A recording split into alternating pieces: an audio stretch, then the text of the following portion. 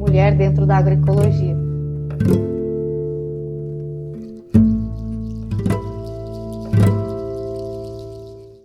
Quando eu comecei a trabalhar, participar das formações da Pastoral da Juventude Rural e nos movimentos da igreja, nas SEBs, então tu começa a conhecer as pessoas que pensam dessa possibilidade de tu continuar na roça, ter um trabalho digno, ter um trabalho que te dê uma renda boa, né?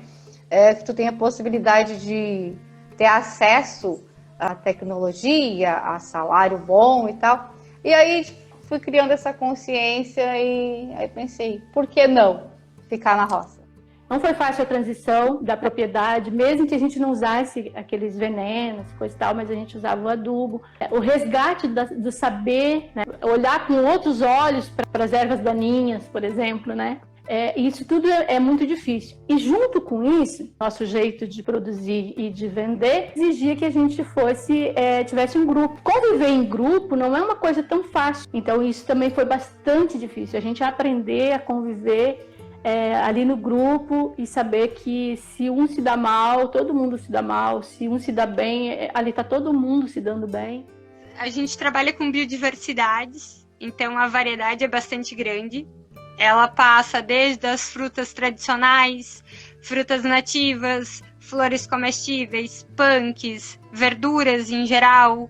Na agroindústria, então a gente tem a produção própria que vai para lá. A gente trabalha com os sucos da floresta, os sucos e polpas de frutas nativas, alguma coisa de doces, molhos, né? Molho de tomate, extrato. Agora, mais recentemente, a gente está trabalhando com as flores com desidratação, um tempero que eu desenvolvi, um tempero de punk. Se tu for na minha casa, tu não vai ver jardim, mas o jardim da minha casa é minha horta. A gente tem algumas folhosas, né? Alface, rúcula, dente de leão, couve, aí brócolis, repolho, beterraba, nirá, radiche. Há um tempo atrás, a gente chegou a ter 34 variedades, entre horta e banana. Eu assumi a empresa aos 17 anos. Eu estava ainda cursando o 3º ano do ensino médio. Então, para mim, conseguir o respeito dessas pessoas foi uma dificuldade, né? Eles não aceitavam que uma mulher pudesse dizer o que eles tinham que fazer. Nesse sentido, assim, foi uma caminhada, mas graças ao apoio de toda essa gente, eu consegui me impor e consegui ter o meu lugar, vamos dizer assim. Hoje as coisas são mais tranquilas. Há 2 anos eu fui eleita para assumir a coordenação da Associação Agroecológica, primeiramente como vice. Desde fevereiro eu assumi como coordenadora geral. Simplesmente caiu em mim assim, ó, tu vai ter que fazer, Jaqueline, teu pai não vai conseguir fazer tudo isso aqui, tu vai ter que dar um jeito. No começo eu pensei como é que eu vou fazer tudo isso. Parecia assim um negócio que não tinha como eu fazer. Mas aí eu fui começando, sei lá por onde eu comecei, eu imaginei um começo e fui começando. E fui indo. E tá dando certo. Assumir realmente a associação foi a partir de 2001.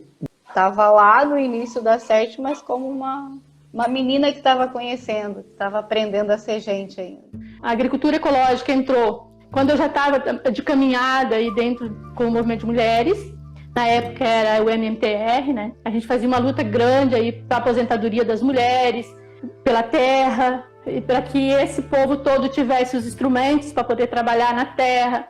Eu coordenava um coletivo que trabalhava com as plantas medicinais e com a agricultura, resgate das sementes, com as hortas, e aí dentro disso a luta pela saúde. Não tinha o SUS implementado, então a gente lutava para que o SUS fosse implementado.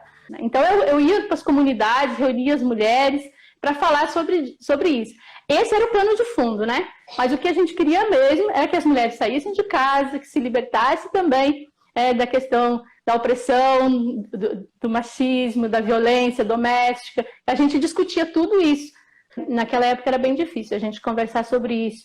E às vezes as mulheres chegavam em casa e aí chegava com a pomadinha, com o xarope, né? E aí elas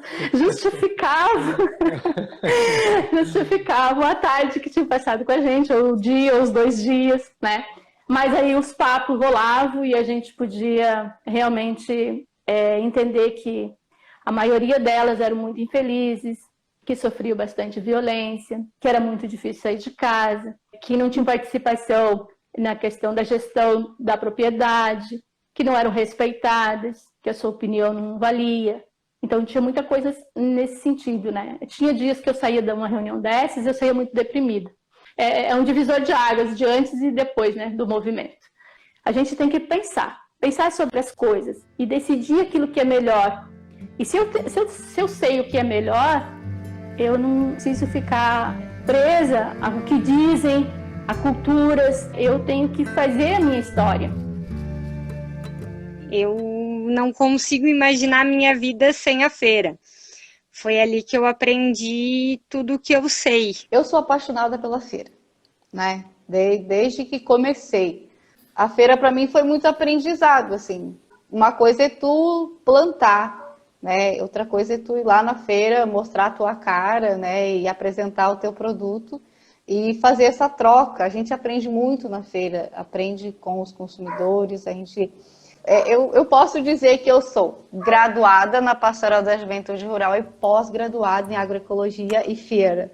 Essa relação, sabe, agricultor-consumidor, de ter essa responsabilidade de tu estar lá na roça produzindo, pensando, olha, quem sabe esse pé de alface aqui vai para o Zezé, né? Ou quem sabe esse pé de alface vai para a Amélia. Né? Então, assim, tu conhecer os teus consumidores, alguns, claro que não todos, né? Pelo nome, tu ter essa relação de amizade com o consumidor e de respeito também. Todo mundo questiona por que o produto orgânico é mais caro e não abre o questionamento também de perguntar por que o embutido ou um produto convencional é mais barato, né? Essa questão de tu valorizar os agricultores que produzem um alimento saudável, né? Ter essa consciência e de repente tu não ter essa preocupação de tu vai lá e paga mais barata por um produto que está na gôndola do mercado, mas tu não sabe de onde que veio esse produto. Se ele foi produzido com mão de obra escrava, se ele foi produzido por um agricultor que está recebendo um preço muito baixo para o mercado vender mais baixo ainda, entendeu? Às vezes muitos agricultores têm que entregar esse produto praticamente de graça para o mercado poder fazer a promoção do dia. Né? Porque é impossível tu produzir um pé de alface e vender a 10 centavos. Então, alguém aí foi explorado.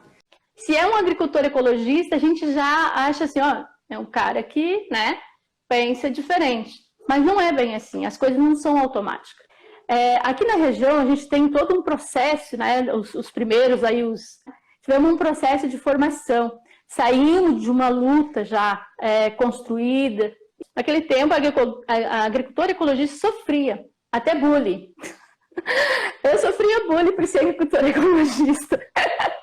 Eles diziam que eu era atrasada, uns 50 anos na história. Eles diziam também que o Zeca, né, o meu esposo, tinha entrado na agroecologia porque ia se dar mal e era a causadora de tudo isso seria eu, né? E isso é uma briga constante, né? Eu tenho que fazer uma reflexão para que eu não fique reproduzindo o machismo que está por aí. A questão do machismo, do preconceito e tal, ele é tão estrutural, né? Ela vem tão carregada com a gente, né? Que às vezes até nós, mulheres, nos tornamos machistas. Então, nós, mulheres, também temos que nos cuidar de um machismo romântico, né? Que às vezes é aquele machismo que está escondido dentro de uma frase que te diz assim, ah, não assume isso não, porque isso vai te sobrecarregar, né? Fica em casa, cuida da tua família e tal. Eu adoro os homens. Eu não gosto do machismo, né? E o machismo fere eles e fere a gente também.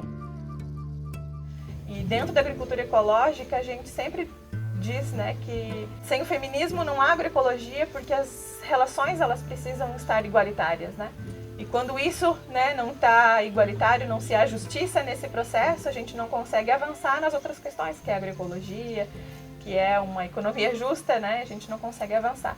Então, dentro da agricultura ecológica e dentro da rede Ecovida de agroecologia, nossas normas é de que quando há uma violência contra a mulher, e a gente investigando isso, há também um processo de diálogo e exclusão do violentador.